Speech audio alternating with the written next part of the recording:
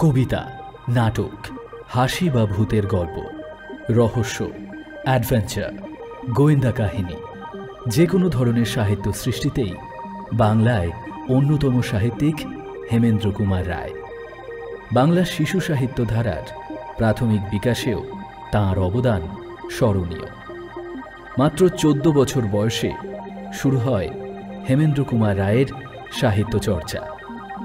পরবর্তীতে সাপ্তাহিক নাচঘর বা মাসিক রংমশালের মতো পত্রপত্রিকার সম্পাদক হিসেবেও কাজ করেছেন হেমেন্দ্র কুমার রায়। আজ গল্প স্বল্পে শুনবেন হেমেন্দ্র কুমার রায়ের লেখা গল্প সত্যিকার দানব দানবী। গল্পটি সংকলিত হয়েছে রহস্য রোমাঞ্চ সমগ্র বইটি থেকে। বিভিন্ন চরিত্রে যারা অভিনয় করেছেন সোমক, উজ্জ্বল, অর্পণ, অরিজিৎ, সুদীপ্ত এবং রিয়া। গল্পের সূত্রধর এবং সম্পাদনা রাজীব। শুরু হচ্ছে আজকের গল্প সত্যিকার দানব দানবী।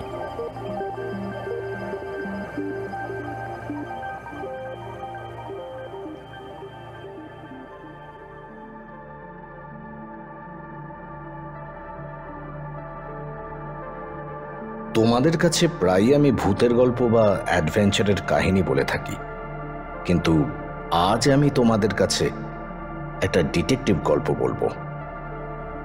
এটা তোমরা বাজে গাল গল্প বলে মনে করো না, কারণ ইউরোপের অস্ট্রিয়া দেশে এই সত্য ঘটনাটি ঘটেছিল। আমরা ঘটনাটি উদ্ধার করব পুলিশের নিজের ডায়েরি থেকেই। পৃথিবীর অন্যান্য দেশের পুলিশের সঙ্গে অস্ট্রিয়ার পুলিশের মস্ত একটা তফাৎ আছে, আর সেটাও তোমাদের জানিয়ে রাখি।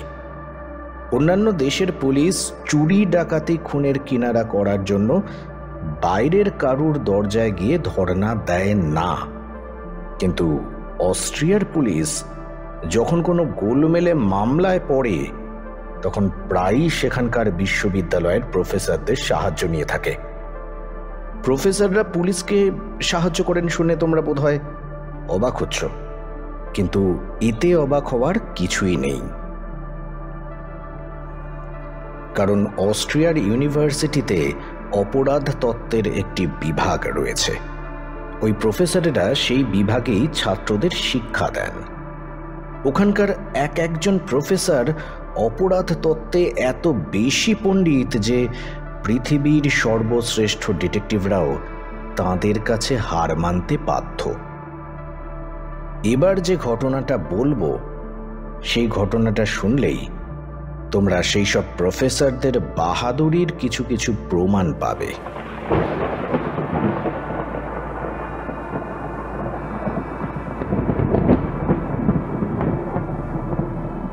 বিখ্যাত ভিয়েনা শহর যে অস্ট্রিয়ার রাজধানী, একথা তোমরা নিশ্চয়ই জানো। ওই ভিয়েনা শহরের পুলিশের বড় সাহেবের কাছে একদিন ডাকযোগে একটা পার্সেল এলো। পার্সেলের মোড়ক খুলেই বড় সাহেবের চক্ষু স্থির আর কি। মোড়কটি পুরনো খবরের কাগজের, তার ভেতরে একটা চলতি সিগারেটের প্যাকেট, আর প্যাকেটের মধ্যে রয়েছে মানুষের বাঁ হাত থেকে কেটে নেওয়া একটি তর্জনী। দেখলেই বোঝা যায় আঙুলটা কাটা হয়েছে মেয়ে মানুষের হাত থেকে।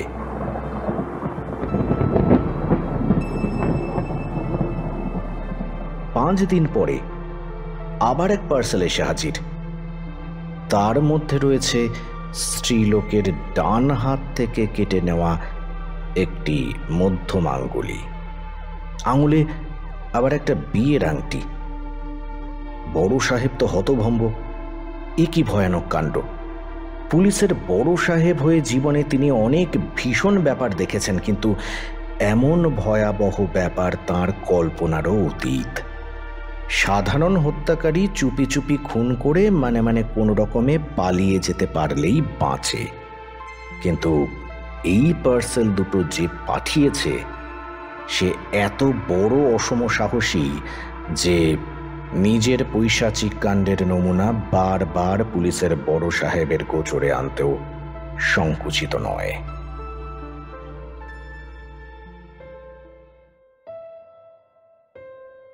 সাধারণ খবরের কাগজের মোড়ক, সাধারণ সিগারেটের প্যাকেট এবং পার্সেলের উপরের ঠিকানাও লেখা একটি নতুন টাইপরাইটারের সাহায্যে।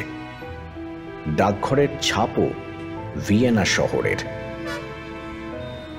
ভিয়েনা শহরে কলকাতার চেয়েও বেশি লোক বাস করে। তার জনসংখ্যা প্রায় 18.5 লক্ষ।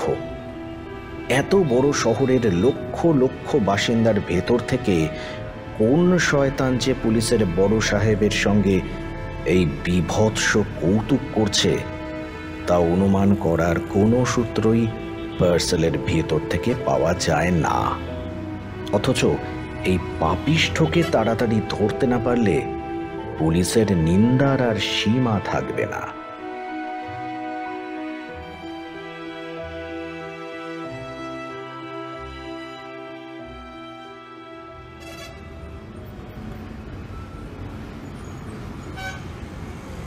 আর কোনো উপায় না দেখে বড় সাহেব তখনই ইউনিভার্সিটির একজন পরিচিত প্রফেসরের কাছে ছুটে গেলেন।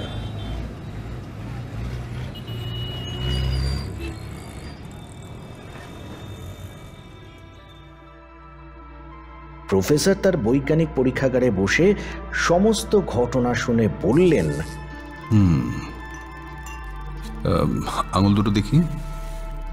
বড় সাহেব মোড়ক, সিগারেটের প্যাকেট, কাটা আঙুল দুটো ও আংটি বের করে টেবিলের ওপর রাখলেন। খানিকক্ষণ খুব মন দিয়ে পরীক্ষা করার পর প্রফেসর বললেন, আঙুলের অবস্থা দেখে বেশ বোঝা যাচ্ছে তর্জনের পর যখন মধ্যমা আঙ্গুলি কেটে নেওয়া হয় হতভাগ্য স্ত্রীলোকটি তখনও জ্যান্ত ছিল। মরার দেহ থেকে কাটা আঙুল এরকম হয় না। হয়তো এখনো সে জ্যান্ত আছে। একটা জীবন্ত মেয়ের দুহাত থেকে দুটো আঙুল কেটে নেওয়া হয়েছে, তার মানে তাকে তিলে তিলে যন্ত্রণা দিয়ে খুন করা হচ্ছে।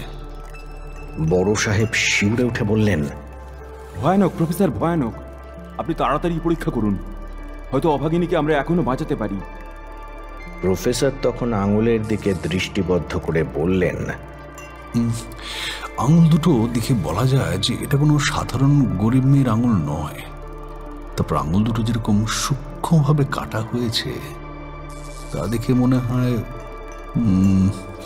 হয় যে সব ব্যবচ্ছেদ করতে খুব অভ্যস্ত, আর ব্যবচ্ছেদ করবার অস্ত্রশস্ত্র তার কাছেই আছে। বড় সাহেব, আমার বিশ্বাস যে হত্যাকারী হয় সাধারণ ডাক্তার, নয়তো অস্ত্র চিকিৎসক, নয়তো সে সব ব্যবচ্ছেদাগারে কাজ করে।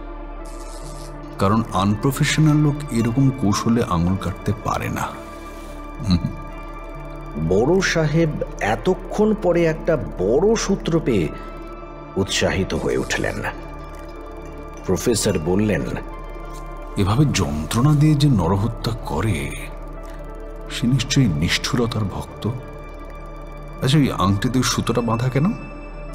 বড় সাহেব হেসে বললেন, প্রফেসর, ম্যাগনিফাইং গ্লাস দিয়ে ওই সুতোটা অত মন দিয়ে দেখবার দরকার নেই। হাত দিয়ে না ছুঁয়ে আংটিটা খুলবো বলে আমি ওই সুতোটা বেঁধেছি। প্রফেসর আতশ কাচের ভেতর দিয়ে রঙিন সুতোটা দেখতে দেখতে বললেন, সুতো আপনি বাঁধতে পারেন, তো সুতোর যে অংশ আংটির গায়ে বাঁধা ছিল সেখানটা এমন বেরঙা হয়ে গেছে কেন? আচ্ছা, দেখছি। খানিকক্ষণ সুতোটা নিয়ে রাসায়নিক পরীক্ষা করে প্রফেসর বললেন, সুতোর ভিতরে ইন্ডিগোটিন ডাইসালফোনিক অ্যাসিড রয়েছে। বড় সাহেব তখন বিস্মিত হয়ে বললেন, ওই অ্যাসিড তো আমার ছিল না। আচ্ছা, কি কি কাজে ওই অ্যাসিড ব্যবহার করা হয়? প্রফেসর বললেন, উপস্থিত ক্ষেত্রে হয়তো উল্কে তোলবার জন্যই ওই অ্যাসিড ব্যবহার করা হয়েছে। যা ভেবেছি তাই। আয় দেখুন, আয়, কাটা মধ্যমাঙ্গুলের উপর থেকে উল্কি তোলবার চেষ্টা করা হয়েছে, কিন্তু অ্যাসিডের চামড়া ক্ষয়ে গেলেও দাগ দেখে বোঝা যায় যে আঙুলের উল্কিতে আঁকা ছিল একটা ছোট্ট সাপ। বড় সাহেব বললেন, ছোট্ট সাপ? হ্যাঁ বড় সাহেব, হত্যাকারী বোধহয় কোনো স্ত্রীলোকের হাতে জোর করে একটা সাপ এঁকে দিয়েছিল। সে বোধহয় বলতে চেয়েছিল, তুমি কাল সাপেনের মতো দুষ্ট, তাই তোমার আঙুলে এই ছাপ দেখে দিলুম। কিন্তু তারপরও স্ত্রীলোকটি বোধহয় তাকে পুলিশের ভয় দেখায়।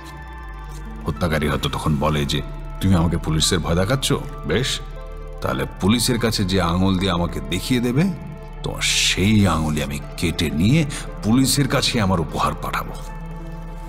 কিন্তু আঙুলটা পাঠাবার সময় সাবধানে হত্যাকারী উল্কিটা তুলে ফেলবার চেষ্টা করেছিল।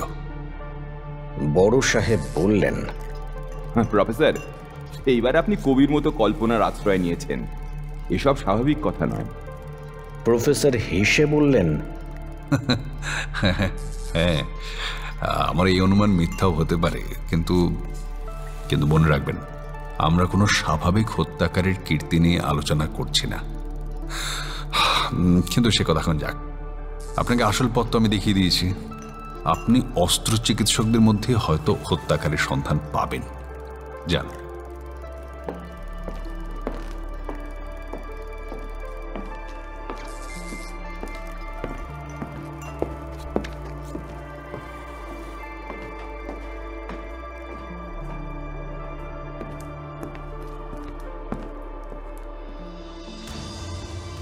পুলিশের বড় সাহেবের হুকুমে তখনই দলে দলে ডিটেকটিভ ও গুপ্তচর ভিয়েনার বিভিন্ন সব ব্যবচ্ছেদাগারে ও অস্ত্র চিকিৎসকদের বাড়ির দিকে ছুটল এবং প্রত্যেক ডাক্তারের গতিবিধির উপর তীক্ষ্ণ দৃষ্টি রাখা হলো।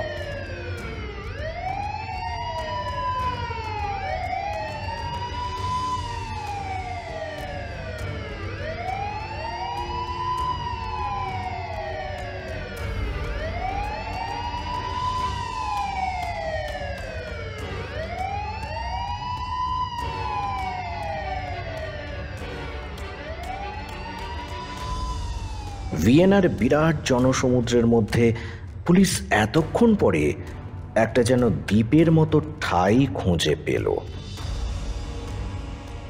গোয়েন্দাদের আর দিশেহারার মতো হাবুডুবু খেতে হলো না। এই খোঁজাখুঁজির ফলে কয়েকজন অসাধু ডাক্তার ধরা পড়ল বটে, কিন্তু আসল অপরাধী তখনও নিরুদ্দেশ হয়েই রইল।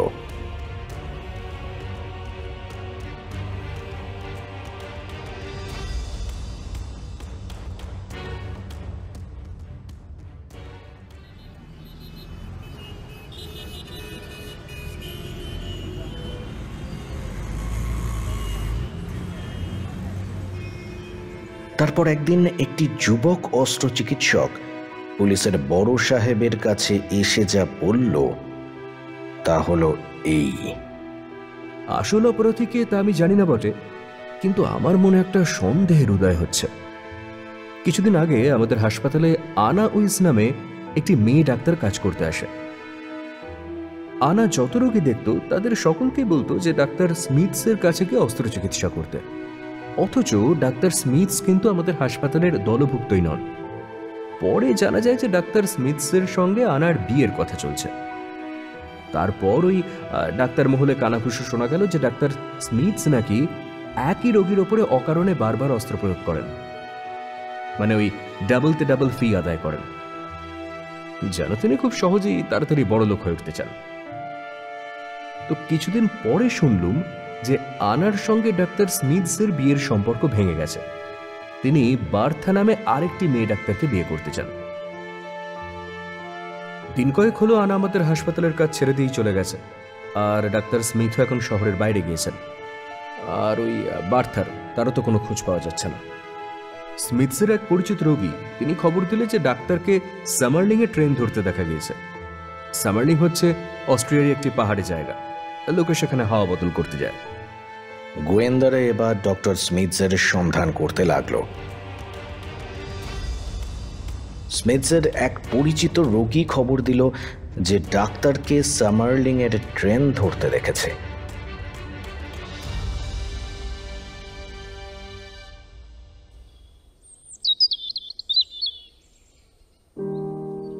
সামারলিং হচ্ছে অস্ট্রিয়ারই একটি পাহাড় ঘেরা জায়গা যেখানে লোকে হাওয়া বদলাতে যায়।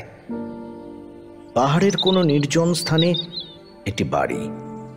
গোয়েন্দারা সেখানেই ডক্টর স্মিথসকে আবিষ্কার করল।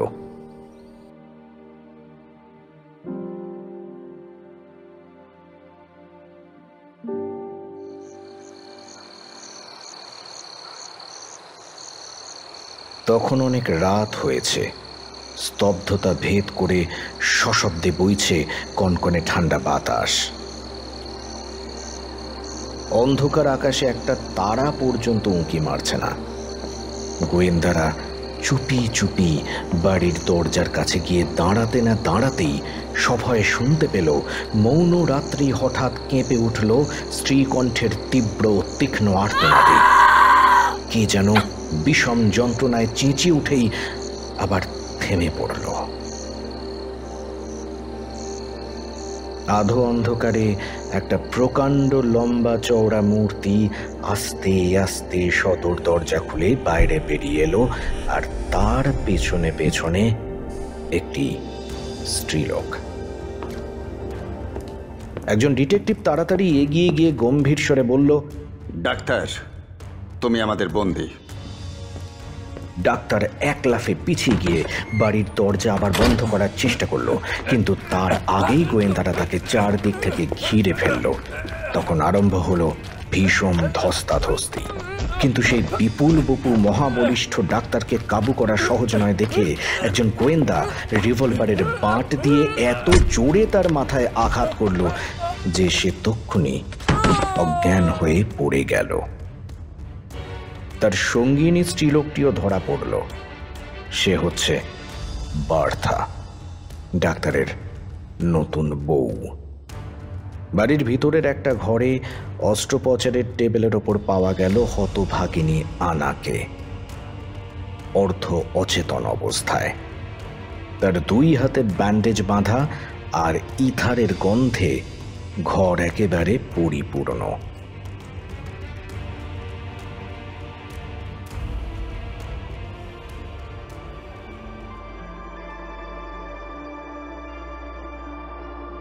বেশ কয়েক ঘন্টা পরে আনা বলল,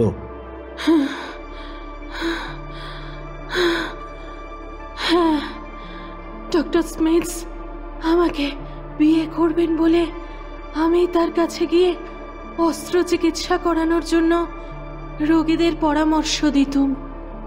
একই রোগীর দেহে অকারণে বারবার অস্ত্র চালিয়ে ডাক্তার অন্যায়ভাবে অতিরিক্ত অর্থ আদায় করতেন। তারপর ডাক্তার আমাকে ছেড়ে বার্থাকে বিয়ে করতে চান।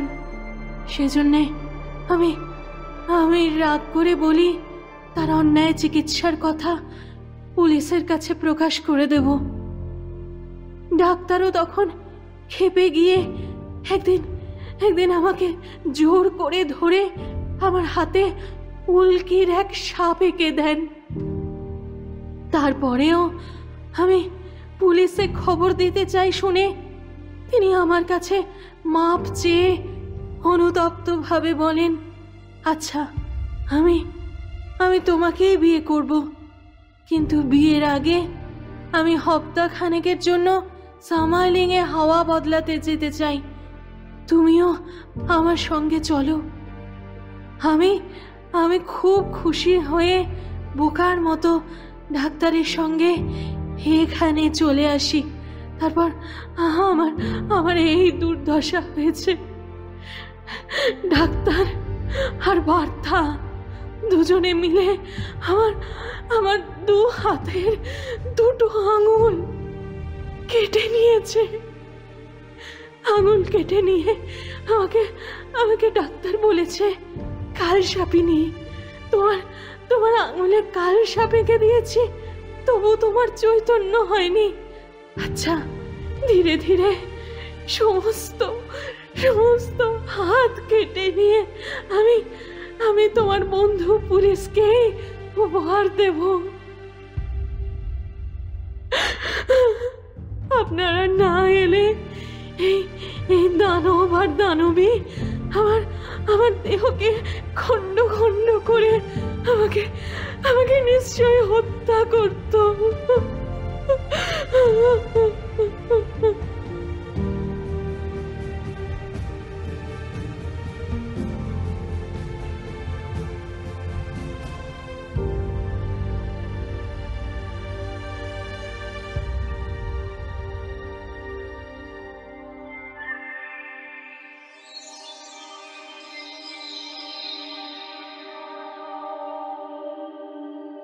ডক্টর স্মিথসের আর বিচার হলো না, কারণ গোয়েন্দার রিভলভারের চোটে তার খুলি ফেটে গিয়েছিল, আর তাতেই তার মৃত্যু হয়।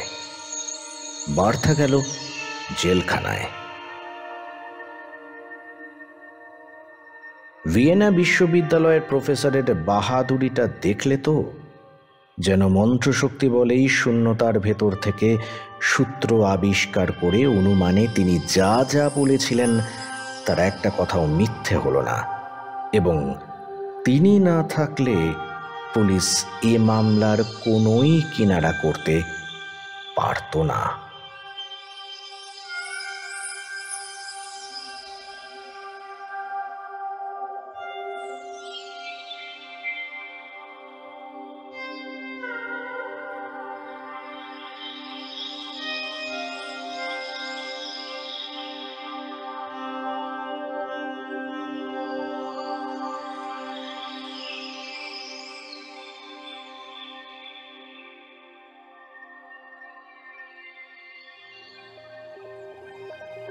আজ গল্প স্বল্পে শুনলেন সাহিত্যিক হেমেন্দ্র কুমার রায়ের লেখা গল্প সত্যিকার দানব দানবী। বিভিন্ন চরিত্রে যারা অভিনয় করেছেন, গল্পের কথক সোমক, পুলিশের বড়বাবু উজ্জ্বল, প্রফেসর অর্পণ, যুবক ডাক্তার অরিজিৎ, ডিটেকটিভ সুদীপ্ত এবং ডক্টর অ্যানা রিয়া, সম্পাদনা এবং গল্পের সূত্রধর রাজীব, সামগ্রিক পরিকল্পনা ও পরিচালনা শুভদা। শেষ হল আজকের গল্প স্বল্প।